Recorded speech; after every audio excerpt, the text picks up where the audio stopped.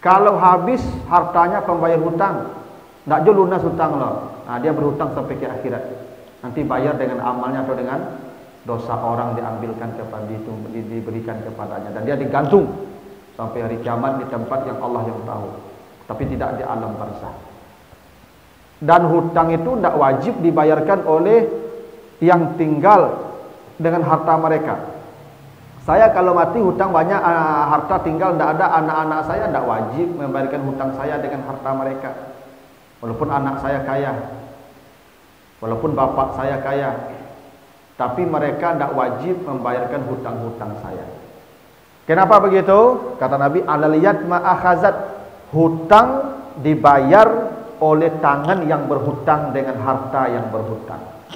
Itu kaidah hutang begitu. Saya kalau berhutang, walaupun ini hutang untuk anak-anak saya, untuk istri saya, maka saya yang wajib bayar hutang dengan harta saya, bukan dengan harta anak saya, bukan dengan harta istri saya, bukan dengan harta bapak saya. Itu kena hutang ya.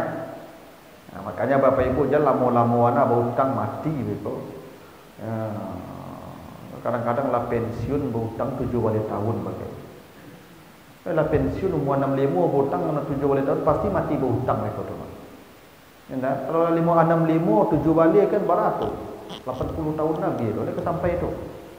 Ya, hanya punya dali beko kok mati beko lunas asuransi ndak bisa lunas. Kenapa ndak bisa lunas? Alal yad ma akhazat, hutang dibayar oleh tangan yang berhutang, bukan oleh tangan yang tidak berhutang. Kita yang berhutang, kita menikmati hutang tu, orang membayarkan hutang, mana ceritanya itu? Ya asuransi Ustaz. Asuransi itu kadang orang terpaksa tu Ibu. Dan lagian asuransi itu perjudian, nasib-nasiban, haram. Ada yang bayar saja ada dapat apa-apa, tak begitu? Ada yang bayar sekali dapat musibah, kadang dapat langsung. Ada yang bayar saja tak dapat apa-apa, tak terjadi musibah dia. Asuransi itu nasib-nasiban, perjudian itu haram, itu namanya al-ansab, nasib-nasiban. Ya kalau asuransi yang benar itu kumpul semua uang, sekian anggota kumpul, sudah catat. Lalu bikin usaha, keuntungan usaha tu klaim kalau ada terjadi musibah. Kalau ini peserta meninggal atau berhenti dari keanggotaan, semua uangnya dikembalikan utuh. Ada tak asuransi yang begitu? Ya tidak ada. Nah, itu perjudian namanya. Bisa pakai asuransi. Yo tu jangan pakai asuransi yo kok celakaan peloi surang awak nambah awak asuransi. Judi asuransi itu Ibu. Ya. Nasib-nasiban. Nah jadi Bapak Ibu, hutang itu dibayar oleh tangan yang berhutang. Ya. Dan kalau tidak dibayarkan hutang, ya dia tidak bayar hutang, mati dia belum bayar hutang, maka ruhnya digantung. Nah, itu makanya hutang itu kaidahnya iza tadayantum bidainin ila ajalim musamma faktubu. Begitu tuh. Satu, hutang itu keterpaksaan. Itu makanya tadayantum ditambah 2 huruf takalluf, artinya hutang tu tapaso bautang awak, ndak hobi bautang lah. Hutang tu keterpaksaan. Ada orang hobi bautang. Dia ibu kok hobi hutang. Tas bautang, jilbab bautang, ya kan baju bautang, kredit namanya. Nyonya tak dok balik cash Pak. Tapi hobi mana bautang tu. Ya. Hutang tu keterpaksaan, ndak hobi tu. Lalu bidainin, pakai t hurufnya tu dari tadayana menjadi dain. Kok ketik hurufnya sudah tu tapaso bautang, kok tapaso ambil yang paling ketik nominalnya. Kok ada tawaran 100 juta, 50 juta, 30 juta, 10 juta, 10 juta ambil untuk kebutuhan sajanya. Bako betul supaya capek melunasinya, gampang melunasinya, mati hutang mereka. Ala diambil yang paling ketik ila ajalim musamma, ila itu maksudnya ambil waktu paling pendek, ila paling pendek waktunya, paling capek pelunasannya. Jangan ada 7 tahun, ada 10 tahun, ada 3 tahun, 7 tahun ambil. Jangan ambilnya yang 3 tahun, yang paling pendek. Jadi kaidah hutang tu tapaso, paling ketek nominal, paling capek pelunasan. Itu kaidah hutang. Bako betu kok mati beko dalam status berhutang tu rumit urusannya.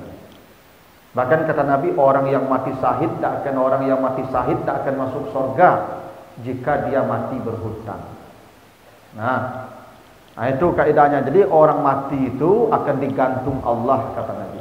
Disebabkan hutangnya sampai dilunasi.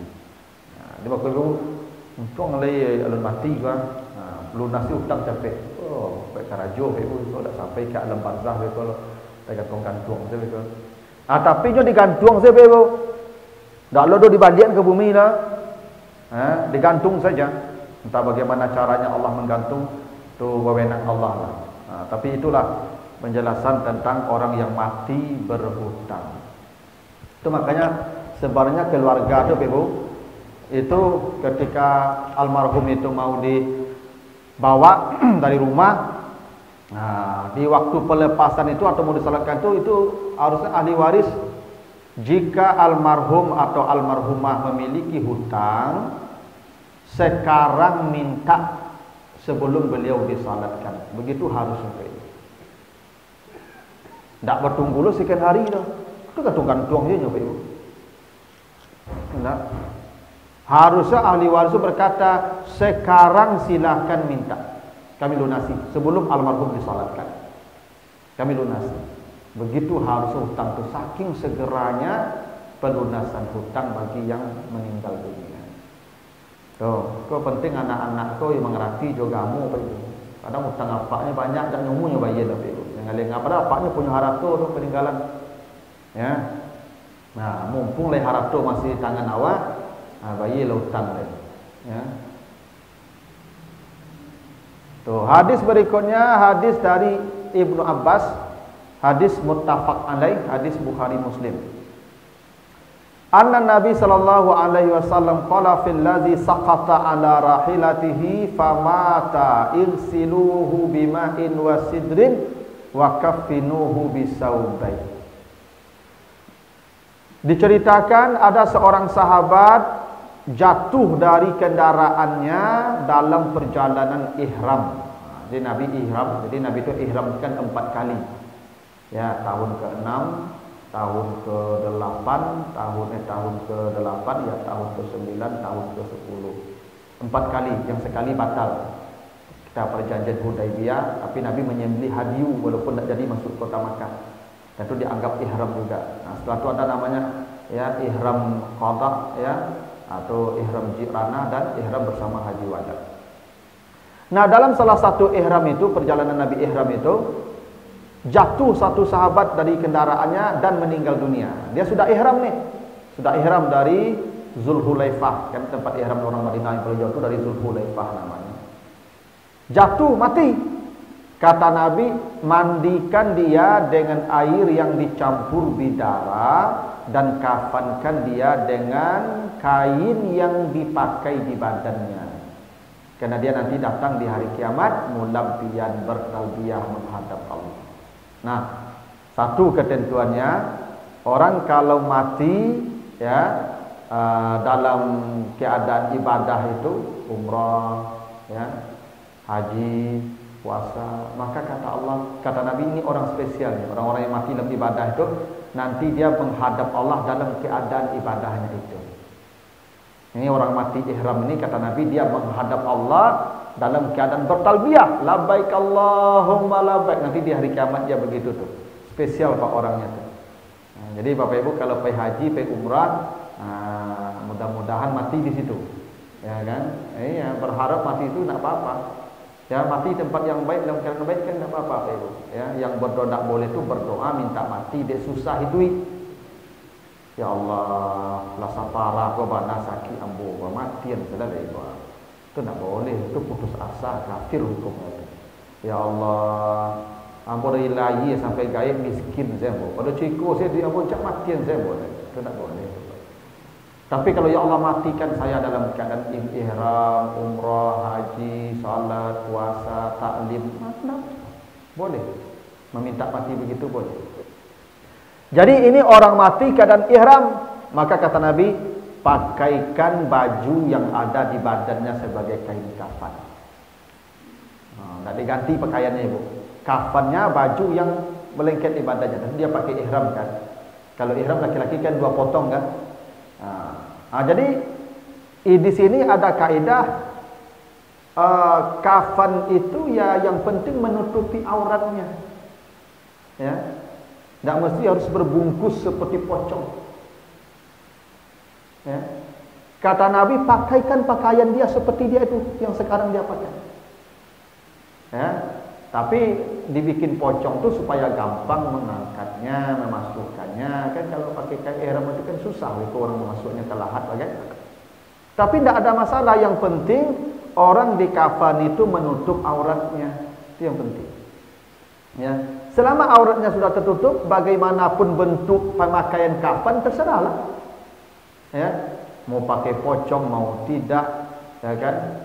Bahkan sebagian berpendapat boleh kita mengkafankan orang mati dengan baju yang seperti dia pakai. Jadi kayak saya ini, boleh kafan saya pakai serawa, pakai baju mau dikini kok, itu kubuan deh, boleh. Yang penting dia menutup auratnya. Cuman ada ya hadis-hadis lain yang menjelaskan pakai pakaian putih 3 lapis gitu toh. Tapi ya kafan itu prinsipnya menutup aurat.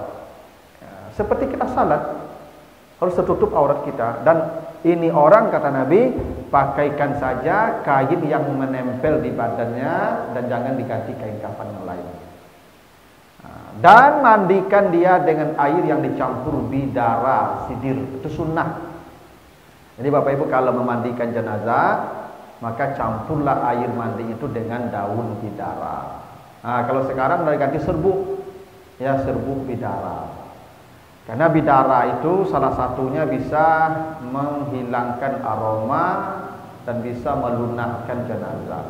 Nah kalau kita sekarang pakai jeruk nipis, ya itu boleh juga.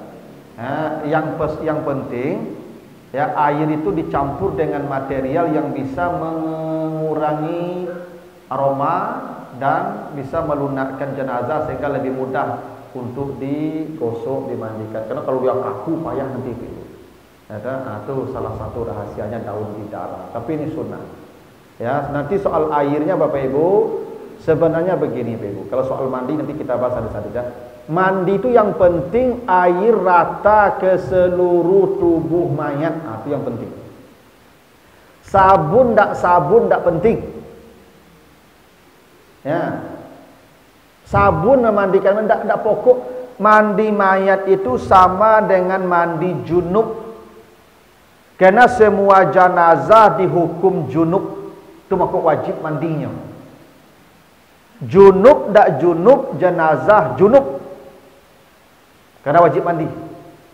Dan mandi itu meratakan air ke seluruh tubuh. Karena yang penting jenazah ini suci, bukan bersih. Nyo suci yo barasih beda apa Ibu? Ada bersih tapi tidak suci. Ada suci belum tentu bersih. Misal orang ke sawah baluluk-luluk kainnya Ibu, bajunya balumpur-lumpur ya, badannya tu nyoba wuduk.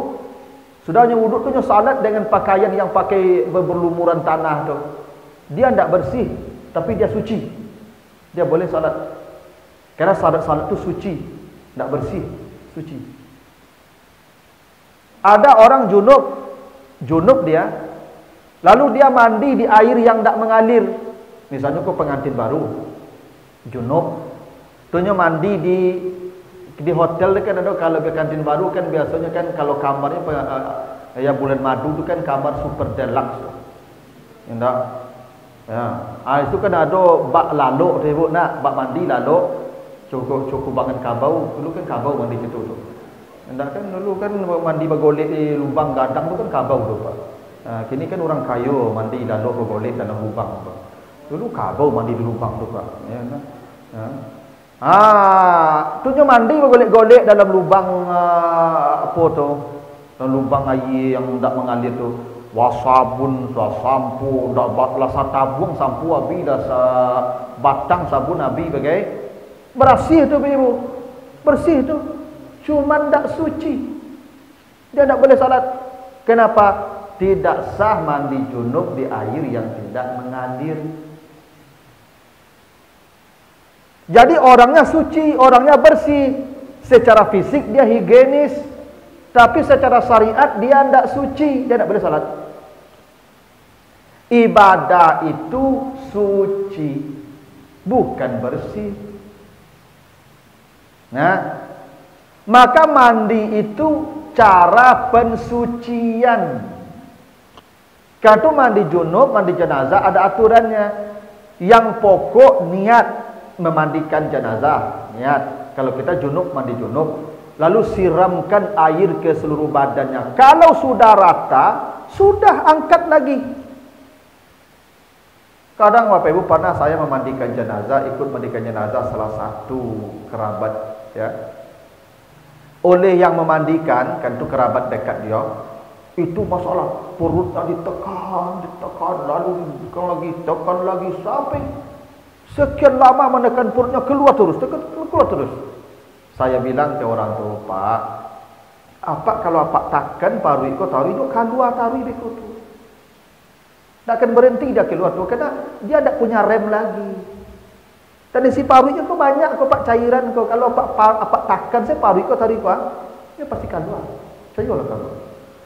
Caranya ditekan, sudah 3 kali ditekan, sudah siram, udah nanti kain tutup, makanya do kapeh di bawah tu. Karena mandi itu meratakan air ke seluruh tubuh, bukan basabun, bukan basampo, bukan digosok-gosok. Dah itu mandi tu. Sama Bapak Ibu mandi junub tu tak perlu basabun, kayak tu. Pai ke batang air lubuk turun tu atau memandang saya setengah minit tu keluar lagi. Bersih tu. Tak perlu bersabun gitu tu. Cuman kalau air tak sampai ke bagian tubuh sedikit saja, tak sah mandi junubnya. Walaupun bersabun bersampo. Misalnya ibu pakai lipstik, ya kan? Nanti ibu mandi junub, tak sah mandi karena bibir ibu kau harus basah kan? Kau wajah. Nanti ibu pakai make up, tak sah tu. Kenapa? Karena make up itu kan anti air tu, waterproof. Atau pondasinya tu, ya, pondasi make up tu kan tabah tu, dompol tu. Nah, maka ibu kalau pakai pondasi itu kan hilang apa tu kan karennya hilang denyo, ya bulat lubang-lubang hilang denyo. Maka tabah pondasi tu mah. Cuma orang kalau pakai make up itu kaji-kaji kena pancak untuknya ibu. Kalau dibuka make up itu kaji tu balik. Nah, begitu tuh ibu. Nah, jadi yang pasti mandi jenazah itu ratakan saja dengan air. Tapi sunnahnya dicampur air itu dengan daun bidara. Airnya mau dibagi 2, dibagi 3 itu terserahlah. Mandi itu walaupun nanti ada aturan mandi 3 kali. Ya, seperti juga kafannya ganjil. Tapi yang pokok ratakan air ke badannya. Nah begitu. Nah kain kafan itu sifatnya tidak mengikat. Yang penting auratnya ditutupi. Nah, jadi kalau ada nanti orang kafan mode idui dia Pak, pakai baju, pakai serawa, tidak apa-apa, kuburkan saja. Tidak ada menutup aurat namanya itu. Nah itu, tapi yang paling afdal nanti ada seperti apa kain kafan, nanti ada hadis-hadis yang menjelaskannya. Seperti yang biasalah kita lakukan, ada kain putih 3 lapis, ya dibikin pocongnya, diikat, ya ganjil ikatannya, diikat yang di sebelah ke kirinya, kena dimiringkan ke kanan, dibuka nanti ikatannya, itu sunnahnya sempurnanya begitu. Nah jadi ini Bapak Ibu, kalau orang mati dalam keadaan ibadah itu matinya baik, intinya itu. Maka dia nanti datang menghadap Allah dalam keadaan bertalbiyah kata Nabi. Itu. Jadi kalau Bapak Ibu mati dalam keadaan puasa, sudah nanti berbukanya sama bidadari itu di surga.